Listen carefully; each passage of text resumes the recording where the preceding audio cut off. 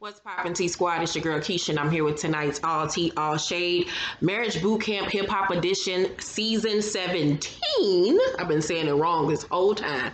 I thought it was Season 15, but I was wrong. Season 17, Episode 8 review. So on tonight's episode, I actually came in a few minutes late. For whatever reason, my box didn't start taping it until afterwards. So I came in on the part where Judge Toller was sitting down with Tahiri and talking about Vado coming back into the house, and she says to Tahiri that if anything goes down, if he make you feel any type of way, that he will be asked to leave.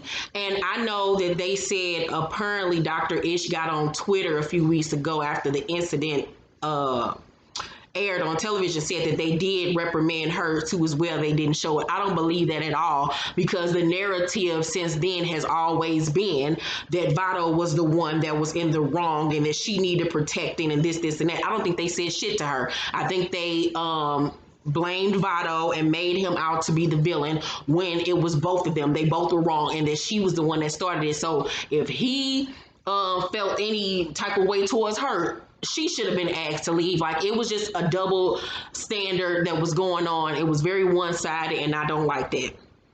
So Dr. Ish says that Corrupt is a hazard to the house, and that basically he agreed with Tony that he wanted to leave the house so he can go drink at the hotel. And I'm pretty damn sure that that's what happened, that he went there to get drunk because there was no more liquor in the house and he was freaking the fuck out.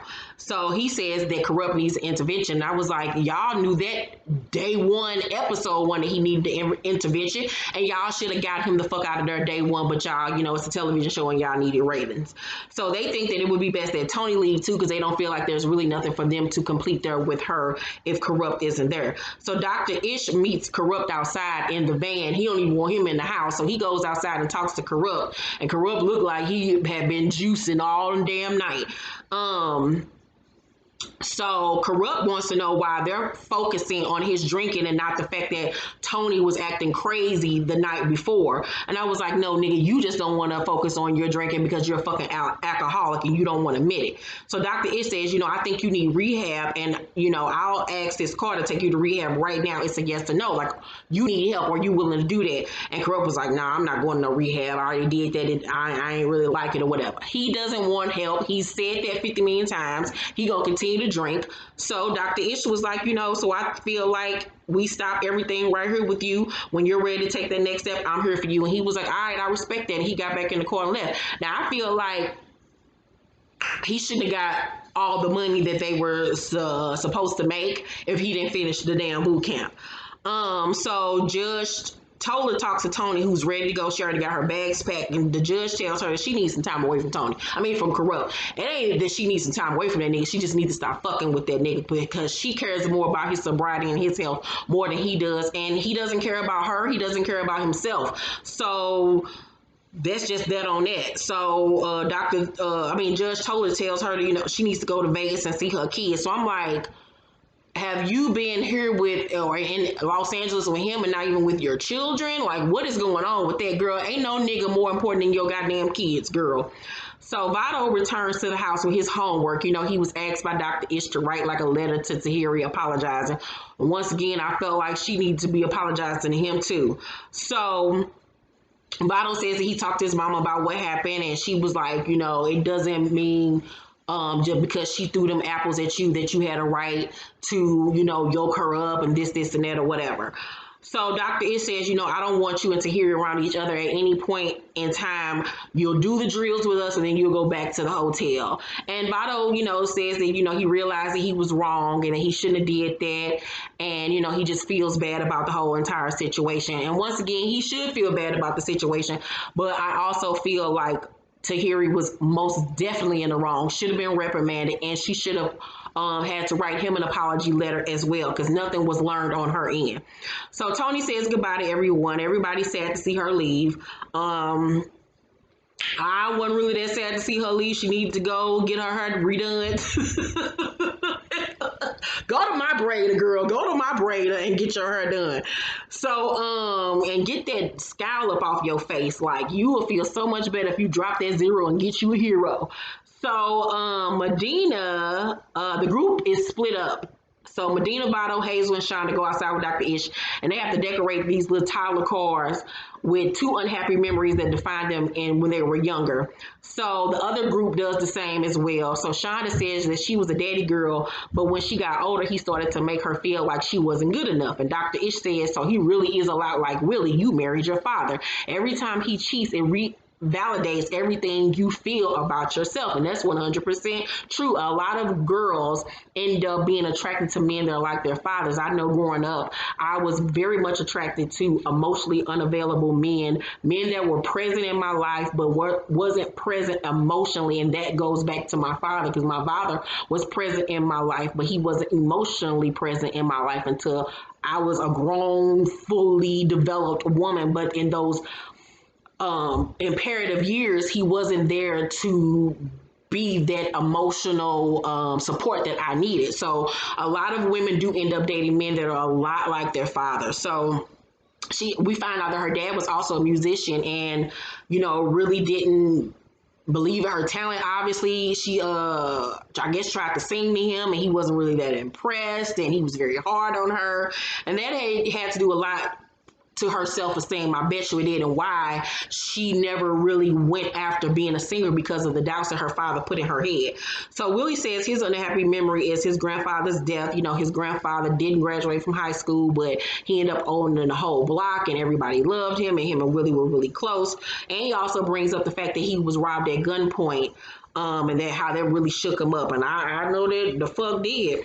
So Medina mama, we find out, suffered from schizophrenia, and they slept in like train cars and on the streets and everything. And that his mama was so sick as well that she also tried to sell his little brother at the mall one time.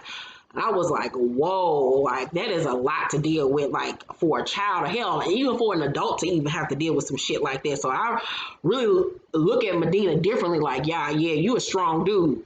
So Phaedra says, growing up, her grandfather could pass as white, and in the South, people would ask her grandfather, like, who is this nigga baby you got with you? And that her aunt told her, since she doesn't look like the rest of them, that she'll have to make sure she's always put together, and that's why she is the way that she is as an adult. I don't know, it was just something about Phaedra's story that I just didn't connect to. I was just like, that's your story. I didn't really honestly believe in you. With Phaedra, it's a toss-up of whether she even being genuine or not, if she's telling a lie, if she's being real, you don't even know. So Hazel says that her mama boyfriend used to beat up on her mother, and that when she would try to help her mama then would beat on her. Child, if that ain't some bullshit, I still be fucking my mama up to this day. And that in the course of that, that's how she broke her nose as a child or whatever. That's some fucked up shit. Once again, no child should have to ever go through no stuff like that, and seeing that, because it really does stick with you. I know I have memories of things that happened between my mom and dad from when I was a little girl that has always stuck with me. That's why I don't do that putting your hands on people's shit, nigga, because I will kill you. So Dr. Ish says to her, so when you grew up, you made sure you were always in control when it came to your relationship. And she put the 2 and 2 together. She was like, yeah. So Davon says that when his stepdad left, that he didn't like it, and that he would get mad when he couldn't get his way, and that he would punch stuff. And Dr. Ish points out, you're still acting out today when you can't get your way.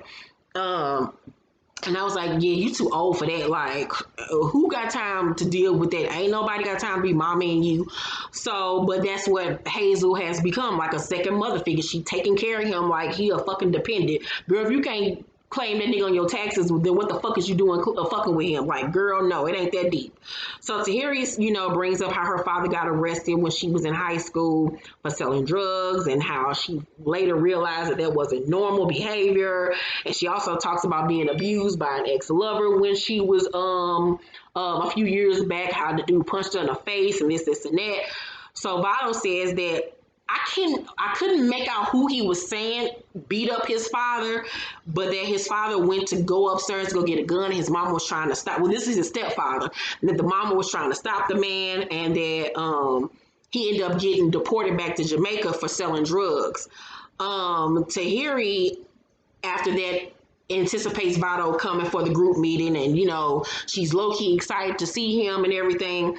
So they have to end up sitting far apart from each other, and it was kind of fucked up for both of them. They couldn't even be near each other, but they needed to be separated. So they then introduce the kids that they do every season, where the kids come out and play the toddler versions of each of the couples. And so Tahiri is up first, and she immediately breaks down and cries when she sees little Tahiri. The little guy that played Vado,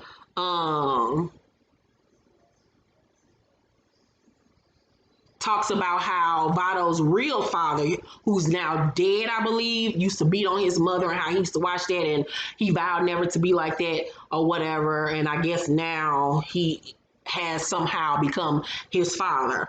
So Dr. Ish asks Willie, would his grandfather be happy with how he's treating his wife? And he was like, no, he would have talked me out of, doing all the stuff that I've done. Shonda says that Willie gives her tough love just like her father. Davon thinks that he deserves to get everything that he wants. Like the whole drill went over his head. Like he was like, yeah, I'm supposed to get everything I want. Like, well, it don't matter. Like, blah, blah, blah. And Hayes just looking at him like, the fuck? Like it totally went over his head. Like if that ain't a warning sign, a red flag for your ass to ditch this little nigga and get you a grown ass man that can do for you, that you don't have to baby and take care of. And now it's sad because now you got a baby with this nigga. So you taking care of your baby and you taking care of him. Girl, it ain't that much love and dick in the world.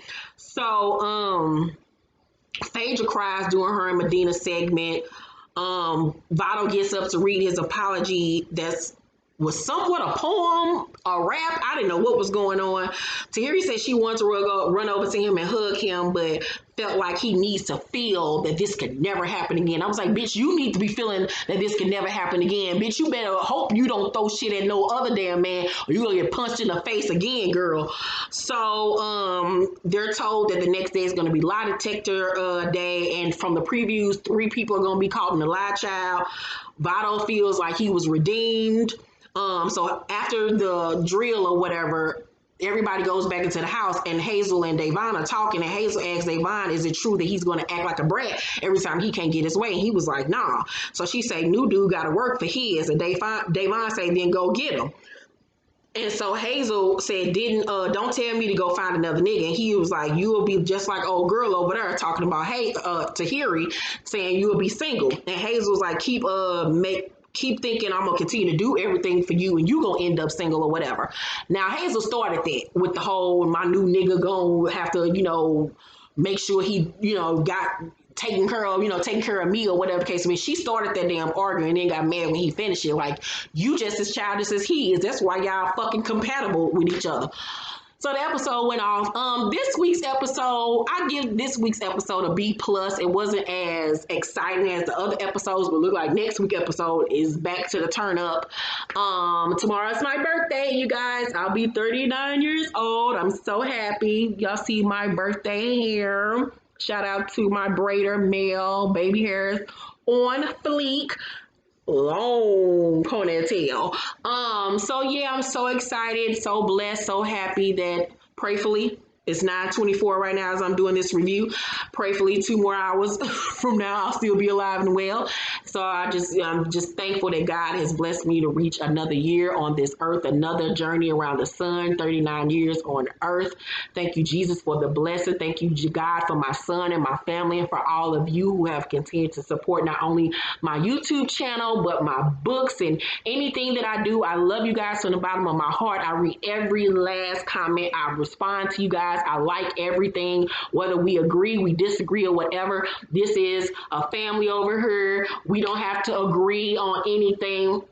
But I got something for you Real Housewives of Potomac bitches come Sunday. I got to cuss out a few of you, so get ready. But anyway, thank you to anyone who has cashed out me any gifts. Thank you again. If you want to give me a cash app gift for my birthday, the information is down below in the description box. I love you guys from the bottom of my heart. Thank you for watching this review, and I will see you guys Saturday, or for Love and Marriage Huntsville, but P-Valley will not be on this week. And after this season finale episode of The Chi, I will be doing reviews on Lovecraft Country. Make sure you guys watch it. The series premiere came on this past Sunday. It is an excellent show. Watch it. Thank me later. Lovecraft Country. Y'all know I didn't steer you wrong with P Valley. I'm not gonna steer you wrong with Lovecraft Country. Get into it. So when I start doing my reviews, y'all already caught up and on board. Love you guys. Thank you for watching this video. Bye. Peace.